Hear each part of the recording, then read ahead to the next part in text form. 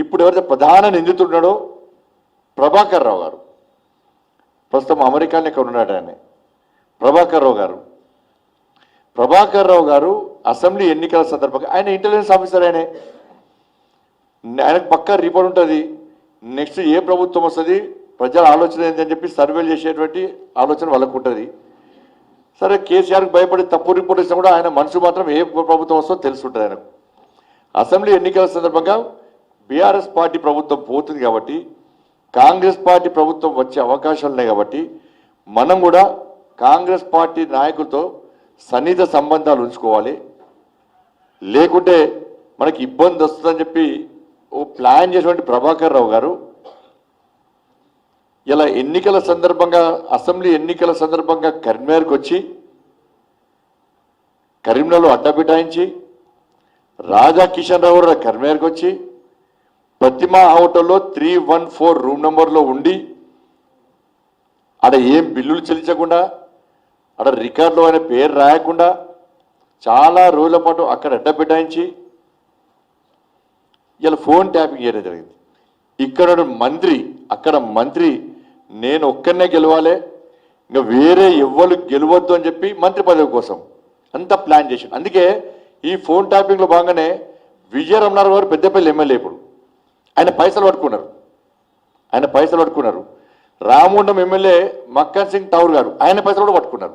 ఇక వేరే వాళ్ళు పైసలు పట్టుకోరు, ఇక ఈ మంత్రి పైసలు పట్టుకోరు.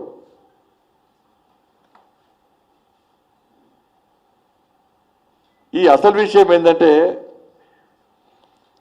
కరీంనగర్కు ప్రభాకర్ రావుకి సంబంధం ఉన్నాయి. ఏం సంబంధం అంటే ప్రభాకర్ రావు గారి వియ్యంకుడు అశోక్ రావు గారు, ప్రభాకర్ రావు గారి వియ్యంకుడు అశోక్ రావు గారు కరీంనగర్ సంబంధించిన వ్యక్తి. వీళ్ళ పాపను వాళ్ళ బాబుకి ఇచ్చారు. అశోక్ రావు గారు ప్రభాకర్ గారు వియ్యంకుడు కాబట్టి అసెంబ్లీ ఎన్నికల సందర్భంగా ప్రభాకర్ రావు గారు వచ్చి అశోక్ రావు గారి ఇంట్లో ఉండి ఈ తతంగం అంతా నడిపాడు, ఫోన్ ట్యాపింగ్ తతంగం అంతా నడిపాడు. ఈ అశోక్ రావు అనే వ్యక్తి ఇప్పుడు కాంగ్రెస్ పార్టీ అభ్యర్థిగా పోటీ చేసినటువంటి రాజేందర్ రావు గారు, ఆయన యొక్క పూర్తి ఆర్థిక లావాదేవీలన్నీ కూడా అశోక్ రావు గారు చూస్తున్నారు. ఇప్పుడు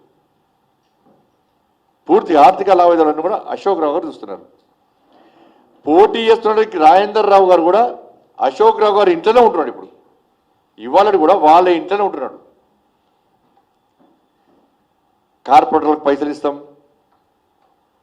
సర్పంచ్లకు పైసలు ఇస్తాం, బీజేపీ కార్పొరేటర్ రండి, ఇతర బీఆర్ఎస్ పార్టీ వేరే పార్టీ కార్పొరేటర్ రండి, బీఆర్ఎస్ పార్టీ కార్పొరేటర్ రండి, ఇండిపెండెంట్ కార్పొరేటర్ రండి అని చెప్పించి మేము పైసలు ఇస్తాం, 10 లక్షల రూపాయలు ఇస్తాం, 20 లక్షల రూపాయలు ఇస్తాం. అన్ని రకాలుగా ఆర్థిక లావాదేవీలు నడుపుతున్న వ్యక్తి ప్రభాకర్ రావు గారి వియ్యంకుడైన అశోక్ రావు గారు.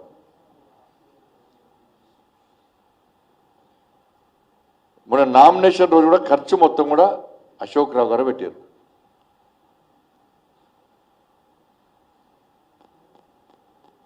విషయం ఏంటంటే అశోక్ రావు గారు ఆయనను ఈ కరీంనగర్ సంబంధించిన మంత్రి ఒక మామూలు నాయకుడిగా తీసుకుపోయి ముఖ్యమంత్రి గారు కల్పించాడు. అశోక్ రావు గారు తీసుకుపోయి ముఖ్యమంత్రి గారు కల్పించాడు. ఎవరు? కరీంనగర్ సంబంధించిన మంత్రి. రాజేందర్ రావు గారికి టికెట్ రావడానికి ప్రధాన కారకుడు ప్రభాకర్ రావు. కరీంనగర్ రాజేందర్ రావు గారికి టికెట్ రావడానికి ప్రధాన కారకుడు రాజేందర్ రావు రావడానికి ప్రభాకర్ రావు గారు. పెద్ద ఎత్తున పైసలు చేతులు మారినది ఇలా. ఎందుకంటే రాజేందర్ రావు అనే వ్యక్తికి కాంగ్రెస్ పార్టీతో సంబంధం లేదు. రాజేందర్ రావు గారు కాంగ్రెస్ పార్టీ కార్యకర్త కానే కాదు, ఏనాడు కాంగ్రెస్ పార్టీ ఉద్యమాల్లో పాల్గొనలేదు. అసెంబ్లీ ఎన్నికల సందర్భంగా మాత్రమే రాజేందర్ రావు గారిని తెర మీద తీసుకొచ్చి ప్రభాకర్ రావు గారు ప్లాన్ ప్రకారం అసెంబ్లీ ఎన్నికల సందర్భంగా కాంగ్రెస్ పార్టీ సింబల్ మీద పోటీ చేసినటువంటి అభ్యర్థులందరికీ ప్రభాకర్ రావు గారు పైసలు పంపించి ఈ మంత్రికి కొంత ఎక్కించి వాళ్ళ ఎన్నికల ఖర్చు మొత్తం కూడా పాపం కాంగ్రెస్ పార్టీ అభ్యర్థులకు విషయం తెలియదు. వాళ్ళకు రాజేంద్ర గారు ఇస్తున్నారని వాళ్ళు అనుకున్నారు. నేను వాళ్ళ మీద తప్పుడు ఆరోపణలు చేస్తాను, తెలియదు, వాళ్ళ మీద తెలియదు. వాస్తవానికి మంత్రికి మాత్రం తెలుసు. ఈ మంత్రి మధ్యవర్తిత్వం వహించి ప్రభాకర్ రావు గారు, అశోక్ రావు గారి ద్వారా పంపిన పైసలన్నీ కూడా రాజేందర్ రావు గారి ద్వారా ఇప్పించి మొత్తం పూర్తిగా కాంగ్రెస్ పార్టీ అసెంబ్లీ ఎన్నికల సందర్భంగా పెట్టిన ఖర్చు మొత్తం కూడా ప్రభాకర్ రావు గారు ఇచ్చిన పైసలు ప్రభాకర్ రావు గారు ఖర్చు పెట్టారు. అది అయిపోయింది. రాజేంద్ర గారికి టికెట్ ఇప్పించింది. మళ్ళా పైసలు పెద్ద ఎత్తున చేతులు మారినాయి, కోట్ల రూపాయలు చేతులు మారినాయి. ఇవాళ ఫోన్ ట్యాపింగ్ నిందితుడు ప్రభాకర్ రావు గారు అమెరికాలో ఉండి అశోక్ రావు ద్వారా కాంగ్రెస్ పార్టీ నాయకులకు గల్లీ నుంచి ఢిల్లీ వరకు జాతీయ స్థాయి నాయకులకు కూడా ఇక్కడ అబ్జర్వర్స్ అంటారా వాళ్ళ ఏమంటారు అందరికీ పైసలు ముట్టాయని చెప్పి ఇవాళ తెలంగాణ కరీంనగర్ మొత్తం కూడగూస్తున్నది. ఇవాళ రాజేంద్రరావు ద్వారా కరీంనగర్ సంబంధించిన మంత్రి కోట్ల రూపాయలు తీసుకొని జాతీయ స్థాయి నాయకులకు, రాష్ట్ర స్థాయి నాయకులకు కోట్ల రూపాయలు ముట్టజెప్పి ఇలా ముఖ్యమంత్రి గారు వేరే వ్యక్తికి టికెట్ ఇవ్వాలని కోరుకున్నప్పుడు కూడా, ముఖ్యమంత్రి గారు ఫైట్ చేసినప్పుడు కూడా ఇలా ముఖ్యమంత్రి గారు చెప్పిన వ్యక్తికి టికెట్ రాలేదు అంటే ఎంత తతంగం నడిచిందో, ఎన్ని కోట్ల రూపాయలు ఇవాళ చేతులు మారాయో అర్థం చేసుకోవాల్సిన అవసరం ఉంది. మరి ముఖ్యమంత్రి గారికి ఈ విషయం తెలుసని నేను అనుకుంటలేను. ఒక్కసారి కాదు, ఈ ప్రభాకర్ వియంకుని మంత్రుల దగ్గర కూడా తీసుకుపోయి కల్పించారు, ఇతర మంత్రుల దగ్గర కూడా తీసుకుపోయి కల్పించారు.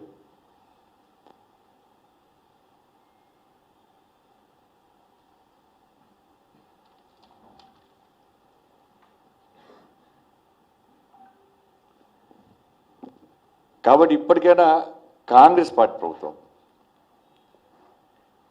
అధినాయకత్వానికి ఈ విషయం తెలుసా, రాష్ట్ర ముఖ్యమంత్రి గారికి ఈ విషయం తెలుసా, లేకపోతే రాష్ట్ర పార్టీ కూడా ఫోన్ ట్యాపింగ్ నిధుడు ప్రభాకర్ రావు గారు ఇతర వ్యక్తులు ఏమైనా డబ్బులు మీకు చందా రూపంగా ఇచ్చిర్రా?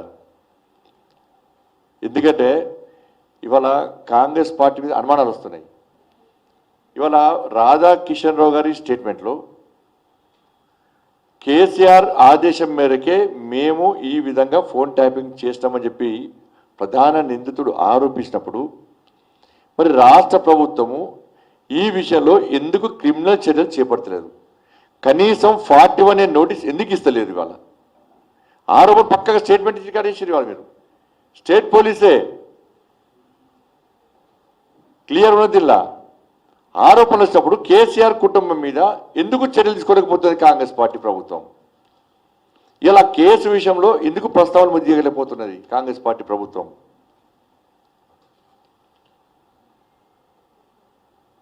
ఎందుకు నీరుగార్చే ప్రయత్నం చేస్తుంది కాంగ్రెస్ పార్టీ ప్రభుత్వం?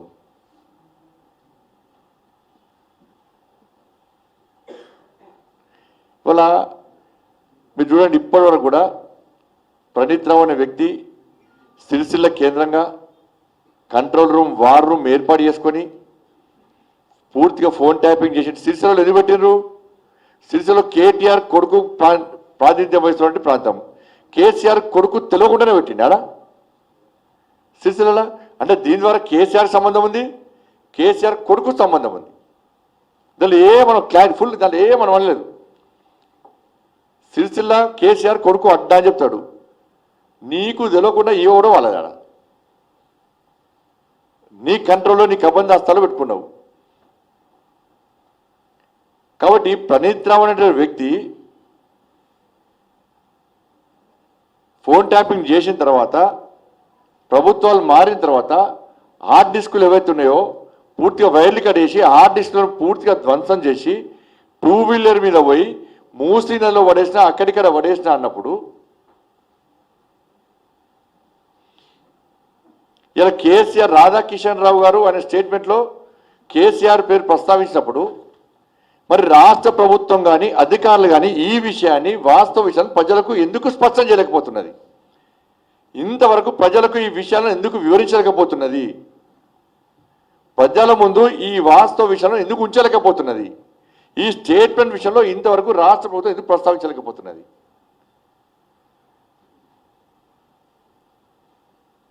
కాబట్టి కుమ్మక్కు రాజకీయాలు.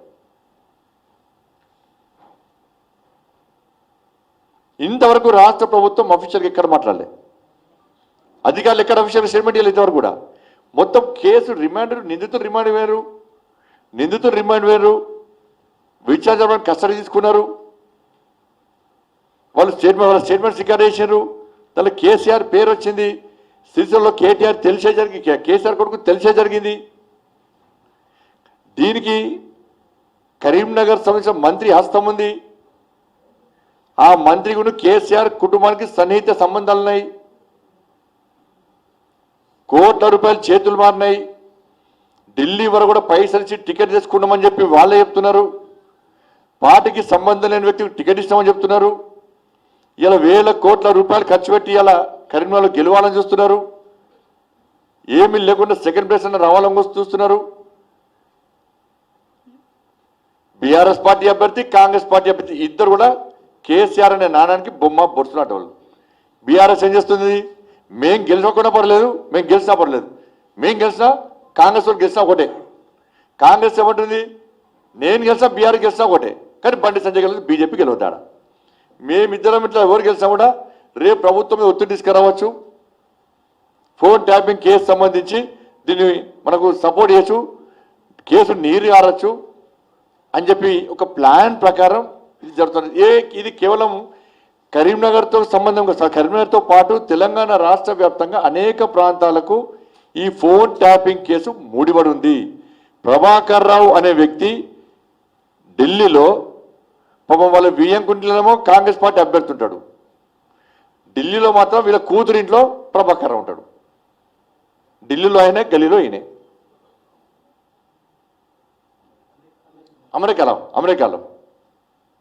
అమెరికాలో ప్రభాకర్ రావు గారి ఎవరింట్లో ఉంటాడు, అశోక్ రావు గారి కూతురింట్లో ఉంటున్నాడు వియ్యంకుడు. వాటి కాంగ్రెస్ పార్టీ అభ్యర్థి మాత్రం కరీంనగర్లో వాళ్ళ ఇంట్లో ఉంటాడు.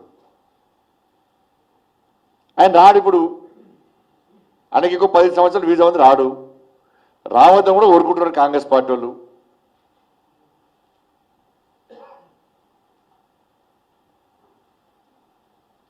కానీ కరీంనగర్లో ఖర్చు కాంగ్రెస్ పార్టీ కార్యకర్తల నాయకులు కానీ ఇతర పార్టీలు కానీ కాంగ్రెస్ పార్టీ అంటే పైసలు తీసుకోవడం భయపడుతున్నారు. నీ అమ్మాయి ఫోన్ ట్యాపింగ్ కేసులు మళ్ళీ ఇవి ఎవరు పైసలు తీసుకుంటే మళ్ళీ నోటీస్ రాస్తారు. ఇప్పుడు ఎవరికి పైసలు ఇచ్చిన రికార్డు రాసుకోడా, ప్రభాకర్ లెక్కరు కదా, అశోక్ రావును ఎవరెవరికి పైసలు ఇచ్చినా లెక్క రాయడు. లెక్క రాసి చేస్తాడు, ఫలానా కార్పొరేటర్కి ఇంత ఇచ్చినా, ఫలానా కాంగ్రెస్ పార్టీ నాయకుడికి ఇంత ఇచ్చినా, ఫలానా వ్యక్తులకు వీళ్ళకి ఇంత ఇచ్చినా, ఈ ఏరియాలో ఇన్ని వంచిన పైసలు 500 రూపాయలు 1000 రూపాయలు వంచినా అని మొత్తం వస్తే పంత నోటీస్ వస్తాయి. అనేది తీసుకోవాలని భయపడుతున్నారు. ఇప్పుడు ఇక కాంగ్రెస్ పార్టీ ఇచ్చే పైసలు తీసుకుంటే ఏడకి ఫోన్